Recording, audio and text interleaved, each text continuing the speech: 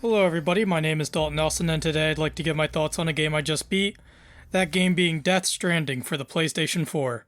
Death Stranding is an adventure game developed by Kojima Productions and published by Sony Interactive Entertainment. Death Stranding here is one of the most anticipated games released in 2019, and this isn't without good reason. In case you need to be brought up to speed, basically a few years ago, games publisher Konami and Metal Gear Solid director Hideo Kojima had a nasty falling out, leaving Kojima to be fired and his studio within the company to be shut down. What's followed since then is the resurfacing of Kojima's personal company, Kojima Productions, and a joint partnership with Sony Interactive Entertainment that made Kojima's new studio a high-budget independent group that really could make whatever it wanted. Which, of course, is what they proceeded to do. Which is where Death Stranding comes from. There has been a lot of hype and press surrounding this game up to its release. I personally heard about how experimental the game might be, and coupled with the weird, movie-like trailers that came out for this game, I became interested and resolved to play DS as soon as it came out. Which, if you follow this channel, know that's rare for me to do. And I'm not alone here. It seems like there are numerous people jumping on the chance to get their opinions out on this game. Said opinions turning out to be very divisive. So, should you play Death Stranding? And what exactly is it? Well, it's an adventure game, and yeah, I think it's worth a playthrough. 7 out of 10. Video over. Who am I kidding? You can see the time code. I have more to say than just that. Let's begin with what Death Stranding is. DS is touted as a new genre of game by its creators, a strand game. But when you go through the main loop of the game, it's really no different from something like a Zelda or a Skyrim, at least not at its base. It's a tried and true adventure game through and through. Where Death Stranding begins to differentiate itself from its contemporaries is what aspect of adventuring it puts its focus on. And that's traveling. DS seeks to take traveling from one place to the other and make it as entertaining as possible. How it does this is through a web of interconnected systems that you can affect, and will in turn affect you. Let's start with moving itself. In the game, you play as Sam, who is a porter, or a courier. His job is to deliver packages to their destinations in the best possible condition. You'll start a job by accepting an order from someone. Next, you'll prepare for your journey, crafting tools depending on the terrain you'll be facing, and organizing the cargo you need to carry on your persons, so that things don't fall off of you were you to take a tumble along your journey.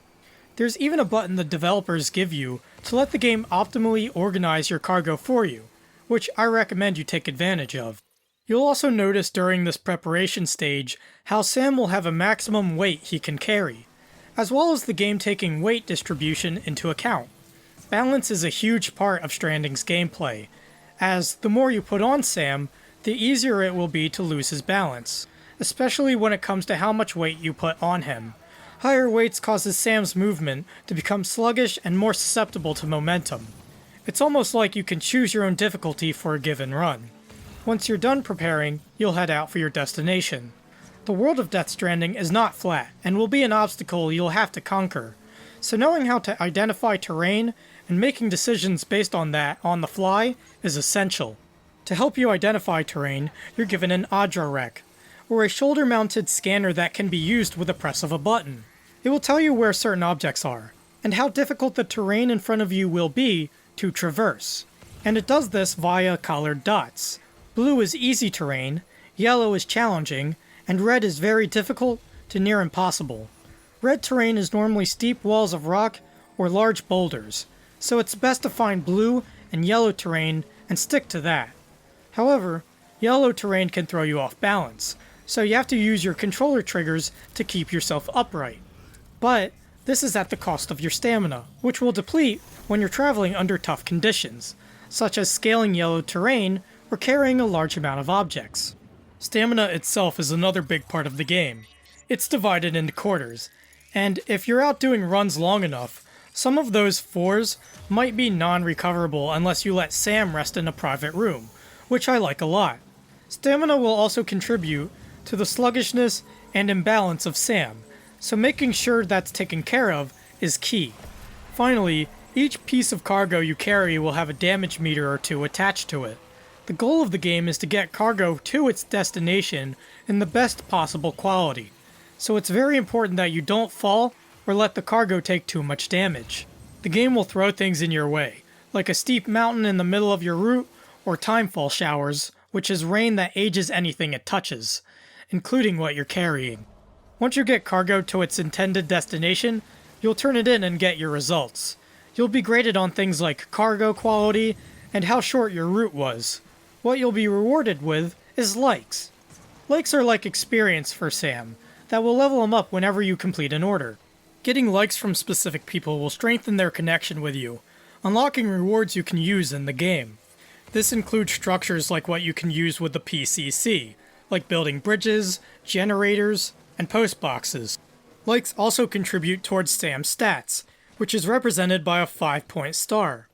On these points are delivery volume, delivery time, bridge links, cargo condition, and miscellaneous.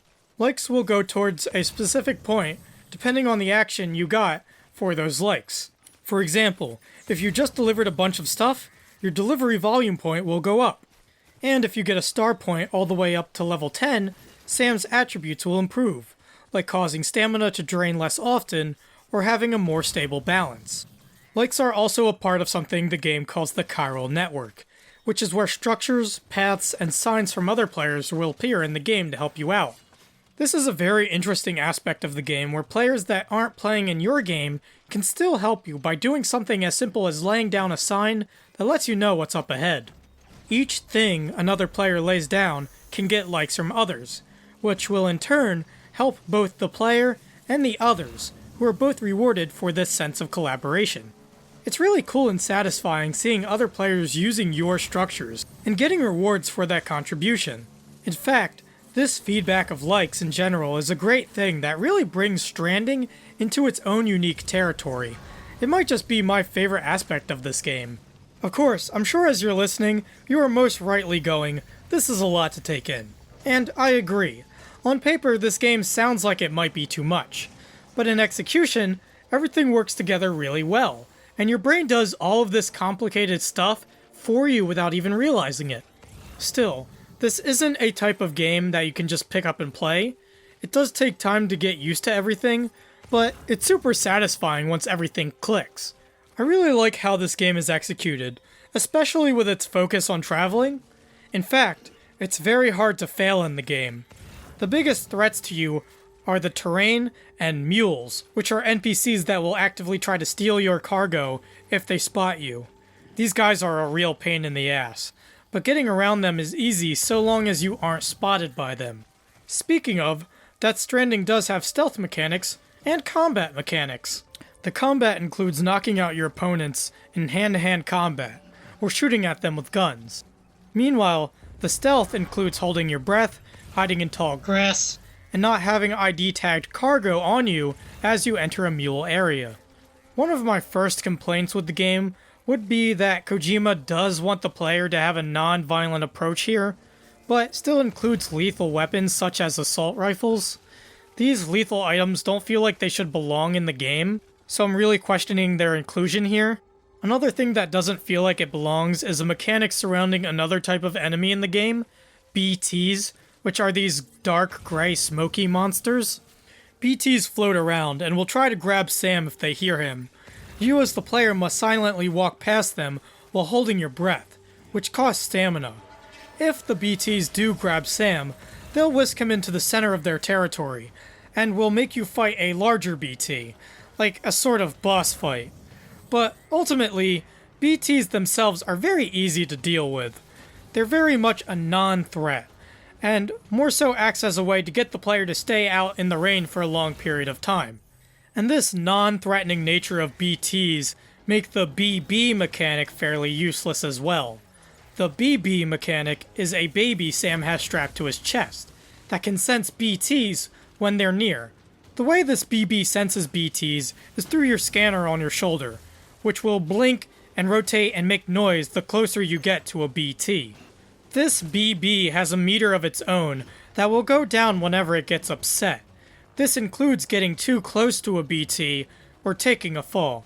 the latter of which will make BB cry through your controller speaker, which is one of the most annoying things this game has to offer.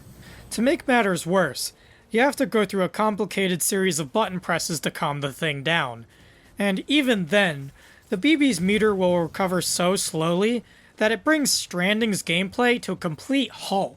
Speaking of BB, the story around him feels like it was tacked on. There's never any narrative justification as to why BB needs to exist. What is there turns out to be nothing. In fact, even the main story of the game has huge faults that keep it from being enjoyable.